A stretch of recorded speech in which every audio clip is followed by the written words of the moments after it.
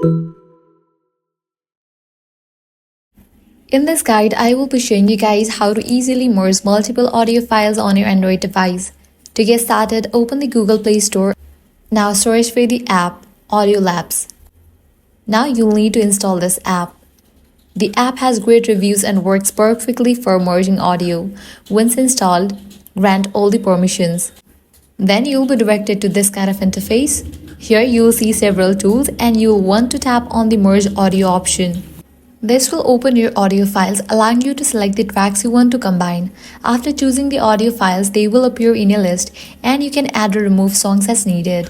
When you are ready, tap on the checkmark icon. Then press the merge button to begin the process. You can even name your merged file and use helpful transitions such as fade in, fade out, silence between tracks, or crossfade effects. Once you tap the merge icon again, the app will process your audio and successfully create a combined file, which you can play directly within the app. To locate the file on a device, simply open your file manager, go to your audio or music folder, and look for the newly created merged audio file.